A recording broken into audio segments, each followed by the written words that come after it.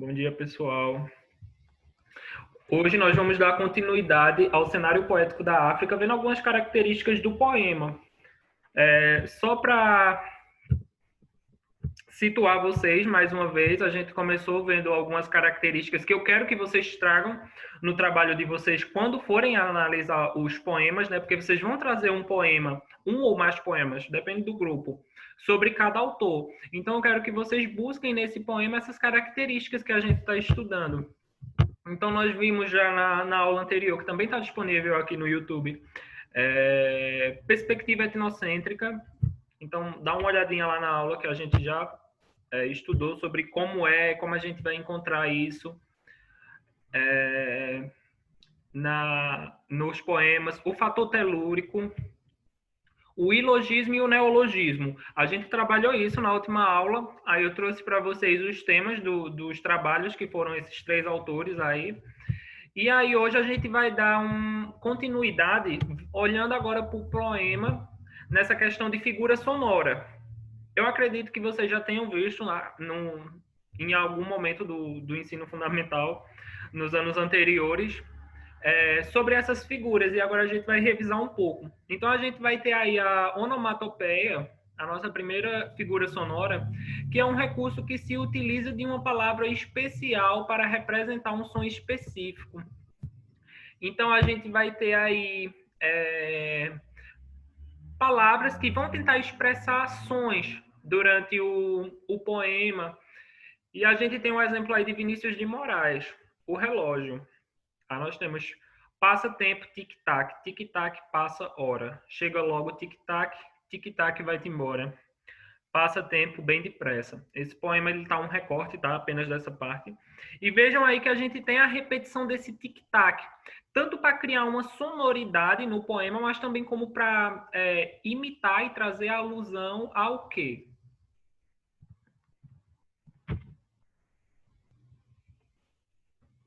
E aí? Ao barulho do relógio. Vejam que o tema do poema é relógio. E a gente tem aí tanto a presença da vírgula para estar fazendo aquela pausa do ponteiro, passa, tempo, tic-tac, tic-tac, passa, hora. Chega logo, tic-tac. Então, vejam que essas vírgulas aí, elas estão para lembrar o tempo do ponteiro do relógio, e a gente tem o tic-tac, que é uma onomatopeia, por ser uma palavra que está representando um som. Então, quando vocês tiverem aí, o poema que vocês escolherem, um grupo, procurem figuras sonoras, vejam essa questão de análise, de pontuação. Por quê? O que é que tem essa pontuação a ver com o tema? O formato do texto, porque tudo isso aí vai influenciar. Entenderam essa figura? Sim. Ótimo. Aí nós vamos ter a aliteração. A aliteração é um recurso que se utiliza da repetição de sons consonantais para criar um efeito sensorial. Então, a gente vai ter a aliteração como sons consonantais e a assonância com sons vocálicos. Então, anotem aí para perceber a diferença. Além dessa repetição de som consonantal, ela tem o intuito de criar um efeito sensorial. Mas que efeito sensorial seria esse no poema? Nós temos aí um de Cruz e Souza, Violões que Choram. Quem quer ler? Professor, repete, por favor. Eu dei uma travada aqui. A qual parte? Essa parte agora da literação? Isso, rapidinho. A gente vai ter duas figuras sonoras bem parecidas, vai ser a aliteração e a assonância. A assonância a gente vai ver depois dessa. Que são sobre os sons. Esse é sobre específico som consonantal, então vai ser o som das consoantes, para criar um efeito sensorial. Como é que acontece isso? Aí a gente tem aí esse exemplo, Violões que Choram. Quem quer ler? Vai, Daniel. Vozes veladas, veludosas vozes. Volúpias dos violões, vozes veladas. Vagam nos velhos fortes, velozes, dos ventos, vivas, vãs vulcanizadas. Tudo nas cordas dos violões ecoa, e vibra e se contorce no ar, convulso. Tudo Tudo na noite, tudo clama e voa, sob a febril agitação de um pulso. Qual é o som consonantal que você acha que está mais em repetição?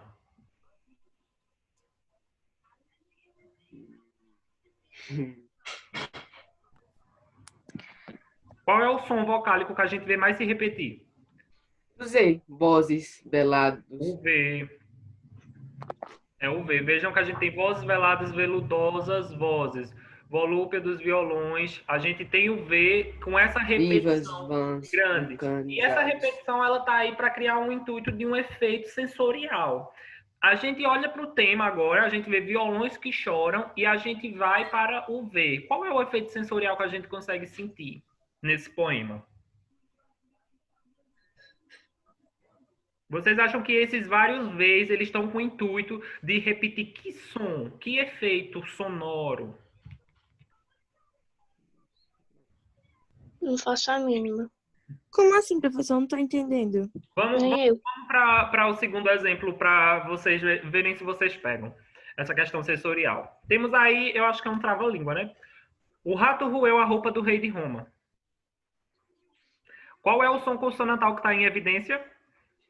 Ah, R. O R. E esse R, ele tá aí com o intuito de sugerir o som de roer. Então, vejam, quando a gente repete várias vezes, o rato roeu a roupa do rei de Roma. Se a gente for fazer um som de roer alguma coisa, vai parecer com esse som que a gente está falando rápido. Então, isso é o efeito sensorial que a aliteração causa. Entendeu? então no de cima é mais ou menos, sugere o som de violão. Isso mesmo. Então, a repetição dos Vs, ele tá aí para passar o efeito sensorial do som que o violão produz. Aí nós vamos ter outro exemplo aqui embaixo, ó. O sabiá não sabia que o sabiá sabia. O sabiá não sabia que o sabiá sabia que o sabiá não sabia assoviar. A gente tem um efeito aí, a gente tem uma aliteração do som S, da consoante S, e é isso para causar o som do assobio. Então vejam aí que o S, várias vezes, é para passar esse efeito sensorial de assobiar. Pegaram isso aí? Ok. Não. Não? Não mesmo. Vamos lá, pessoal. O que foi que vocês não entenderam? A parte da Nada. repetição, Eu não a parte entendi sensorial. nada. Não entendi Eu nada. Eu entendi até a parte que o senhor fala. O senhor pergunta qual é o negócio, aí ele diz S, V. Eu entendo essa parte. Agora o resto eu não entendo nada. Vamos Como lá. assim? A literação, ela é essa repetição de consoantes que a gente tem do som consonantal, né? Então a gente tem no primeiro exemplo vozes veladas, nananã, que tem essa repetição do V. Isso é uma literação. Sim, Essa professor. repetição do mesmo Qual som. é a literação, no caso? Como o senhor fala? A literação é isso mesmo. Quando o senhor fala isso, ela tem uma função ou ela simplesmente só existe? Tipo, pra que esse negócio serve? Ela tem uma função, sim. Primeiro que já é esse efeito sonoro de causar, vamos dizer, uma rima, uma sonoridade no poema. Eu vou fazer um poema, o escritor chega, alguns escritores utilizam, então é característica de escritor para escritor. Tem escritor que utiliza muito a aliteração, diz assim, o poema de tal escritor sempre tem a aliteração. Aí Então a ela gente serve precisa saber o que é pra a rimar? aliteração, entendeu? Aí a aliteração é essa repetição de sons para causar essa musicalidade. Ah, entendi agora. Aí essa musicalidade também, eles sempre buscam trazer para esse lado sensorial. Então, como tem no exemplo do violão, o tema é violões que choram. Então ele pensou em quê? Em trazer essa sonoridade para alguma consoante que conseguisse passar o som do violão enquanto as pessoas lessem. A mesma coisa no do rato. O rato roeu. Então, ele pegou o R, o autor, e fez essas palavras para, enquanto as pessoas falassem, sugerisse o som de roer alguma coisa. Tá certo. Espera aí um pouquinho. Entendi. Professor, o que o senhor estava explicando antes de aliteração, que eu não vi? Repete, Suiane, por favor, porque passou um carro aqui super barulhento na rua. O que o senhor estava explicando antes de aliteração, que eu não vi. Ah, sim, sim, sim. Foi a onomatopeia. A Ah, onomatopeia vai ser o recurso que se utiliza de uma palavra para representar um som. Então, se eu estou lá no poema e eu quero dizer que algum personagem espirrou, aí eu coloco atim. Atim é tá. uma onomatopeia. Tá bom. Ele Essa caiu, aí foi, puff. Aí puff é uma onomatopeia que naquele caso é o barulho da queda. Parece aham. quadrinho, gibi. Essa foi a primeira coisa que o senhor explicou na aula hoje? Foi. Tá bom. Antes eu estava só falando um pouquinho sobre o que a gente já tinha debatido. Tá. Aí temos a aliteração, né, que vai ser a repetição consonantal e o efeito sensorial e a assonância. A assonância é o recurso que se utiliza da repetição do som vocálico. Então, agora a gente vai para as vogais, para criar um efeito de sentido. Esse é bem coisa de literatura mesmo, bem viajadinho. Aí nós temos aí, a linha feminina é carimar, moqueca, pititinga, caruru, mingau de puba e vinho de caju, pisado no pilão de Piraguá, Gregório de Matos. A gente tem aí a repetição de qual vogal? Do P. Do P. Vogal A. Da vogal A, isso mesmo. Ah, é verdade, da vogal A. Então vejam que nesse caso aqui a gente já vai ter a repetição dos sons vocálicos e ele vai ser um efeito de sentido. Então, ao invés de passar aquela ideia sensorial de eu estou falando de um rato, então vai ser a minha intenção é fazer o som roer. Eu estou falando de um violão, então eu quero falar do som, fazer essa coisa de sensorial. Aqui a gente vai tentar passar um efeito de sentido mesmo. Então a gente tem aí a repetição do som vocálico A e o autor se utiliza desse som.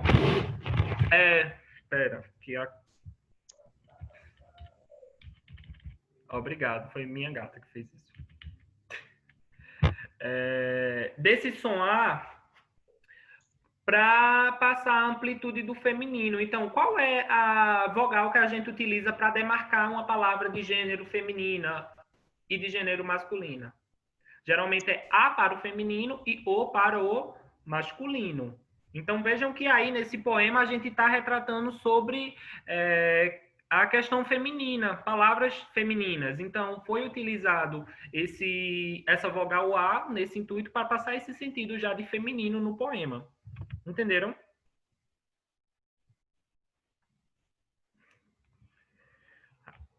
E aí, pessoal, pelo menos utilizem o chat para se comunicar comigo. Eu entendi. Entendi também. Ok. Thanks. Vamos para a paranomásia.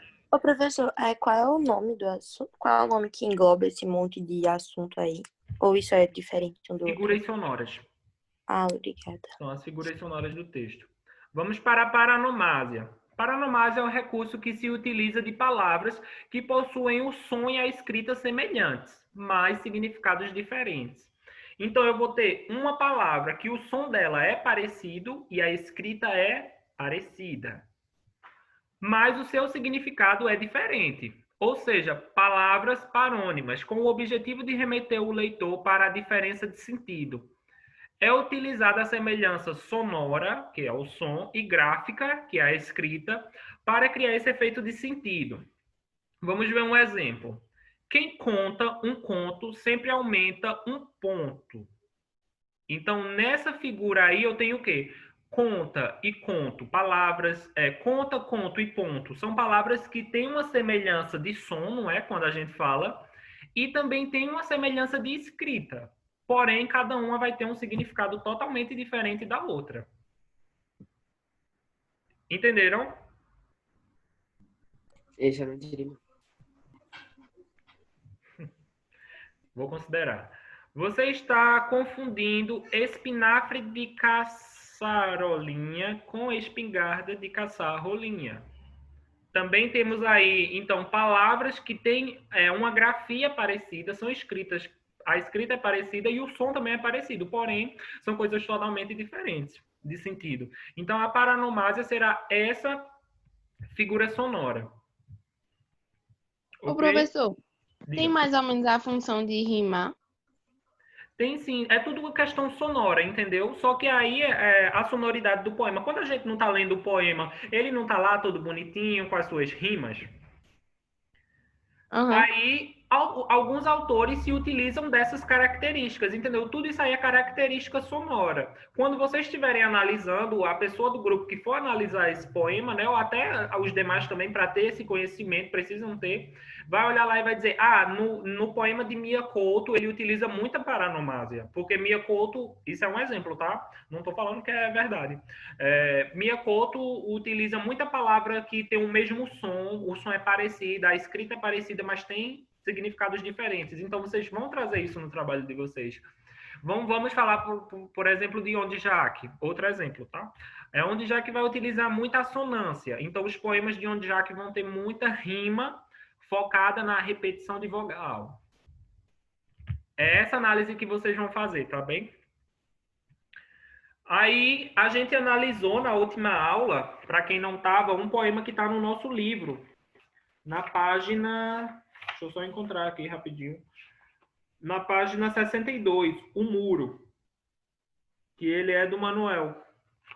E esse poema, ele falava sobre uma das características que a gente já tinha estudado aqui, que foi o ilogismo. Então, como a gente já tinha visto um poema do Manuel Wenceslau, eu trouxe agora para a gente um de Mia Couto e um do Wenjak para a gente procurar algumas características. Lembrando que a gente está vendo literatura no cenário africano. Esses autores, quando vocês trouxerem, eu quero que vocês busquem essas características, que eles tentam passar, expressar características da África, do continente africano ou da sua cidade natal lá da África, a partir dos poemas e se utilizando dessas características sonoras. Na obra de Mia Couto, vamos lá, nós temos esse recorte que foi do livro Terra Sonâmbula. Não gosto de pretos, Kinzu. Como? Então gosta de quem? Dos brancos? Também não. Já sei, gosta de indianos, gosta da sua raça. Não, eu gosto de homens que não têm raça. Qual seria a análise das características que a gente já vem trabalhando, que a gente poderia emplacar para esse recorte aqui?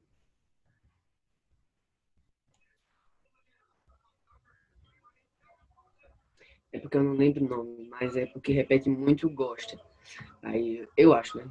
Tá querendo passar a ideia de uma pessoa que gosta muito de uma coisa. Também tem uma característica, ó, que é uma das primeiras que a gente viu, deixa eu voltar aqui, sobre a etnocentria, etnocentrismo. Quem se lembra o que é? Sem ler aí. Que é uma perspectiva do ponto de vista de cada um. As duas estão corretas, porque estão em diferentes posições, mas estão corretas. Isso mesmo. E lembrando que esse etnocentrismo também vai trazer de onde você é. É tipo, eu olhar como nordestino, eu estando certo e os demais que não seguem meus costumes errados. Só que aí a gente agora vai trazer isso para essa obra. Então vejam que aí ele pega e ele leva o ponto de vista dele, né, o etnocentrismo dele, como o correto. De quem eu vou gostar? Eu vou gostar de quem não tem raça. Então ele faz essa anulação das pessoas. Eu não gosto. Você gosta de quem? A pessoa pergunta dos brancos, aí ele também não. Já sei, indianos. Aí ele, não. Então você gosta de quem? Aí ele chega com a visão etnocêntrica dele e fala: eu gosto dos homens que não têm raça. Entenderam aí essa visão que ele traz, essa característica na obra do Mia Couto? Sim, professor. E aí agora a gente vai para a obra de Onde Jacques, com o tema construção. Construção de casa e do interior da casa. Construção de uma fogueira e do fogo e da chama e das cinzas. Construção do amor. Construção da sensibilidade, desde os poros até a música. Construção de uma ideia, passando pelo que o outro disse. Construção do poema e de sentir do poema. Há qualquer coisa de des na palavra construção.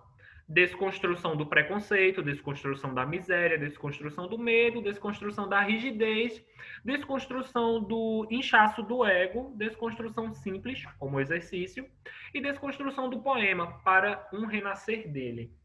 Construção é uma palavra que causa suor ao ser pronunciada. Penso que seja um suor bonito. E aí? Como é que vocês analisam esse poema? Todas as partes de construção e desconstrução, como é que ele se constrói?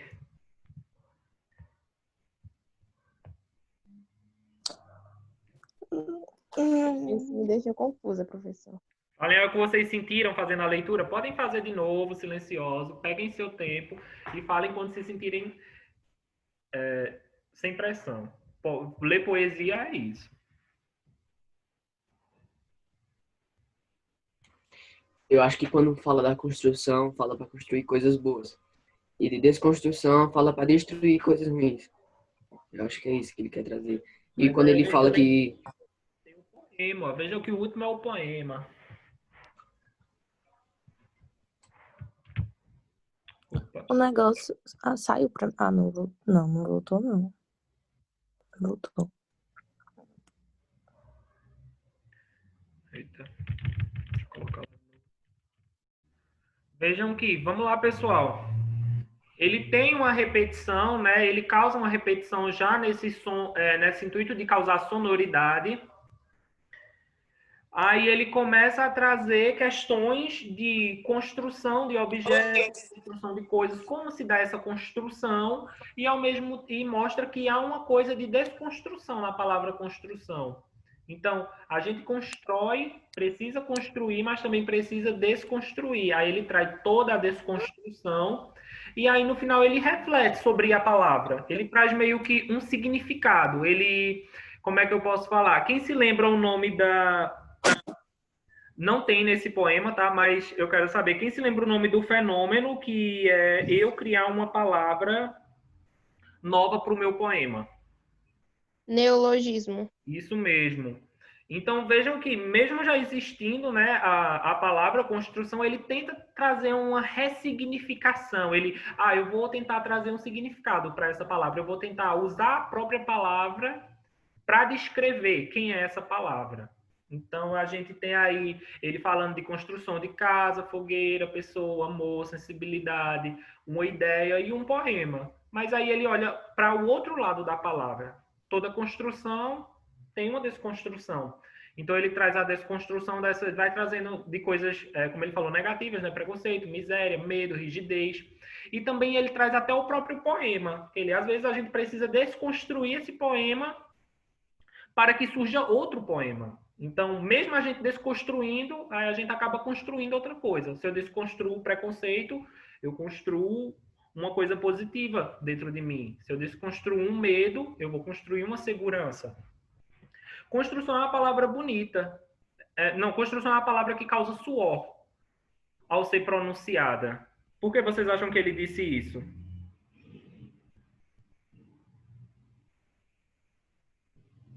Porque não é uma coisa fácil desconstruir um medo. É uma coisa fácil? Não. Não. Então, ele olhou para esse sentido de dificuldade que tanto construir quanto desconstruir, né? Desculpa, eu falei só de desconstruir. Tanto construir quanto desconstruir. Então, quando a gente faz alguma coisa difícil, a gente, é claro, se cansa, soa, mas ele olha como ser um suor bonito. Então, amanhã é sexta, né? O trabalho de vocês será trazer quem são os autores, será fazer essa análise Deixa eu parar de compartilhar aqui a tela. Será fazer essa análise sobre os poemas. Então, eu quero que vocês olhem para um poema a fundo, pensem em todas as características que ele venha a trazer, seja a literação, assonância, neologismo, seja... Como é que eu posso falar? Ilogismo. Então, tudo que a gente viu, eu quero que vocês busquem o máximo expressar no trabalho de vocês. E serão apresentações orais e eu preciso da disponibilidade, da participação de todo mundo. Quem também quiser fazer algum slide, seria interessante trazer o poema em slide para compartilhar a tela aqui com a gente, tá? Quem estiver utilizando o notebook, fica mais fácil de compartilhar, eu acredito. Se não, podem também me mandar e eu tento compartilhar aqui. Tá, ok? Pessoal que está assistindo a gravação, a gente encerra agora. Até amanhã e façam um trabalho.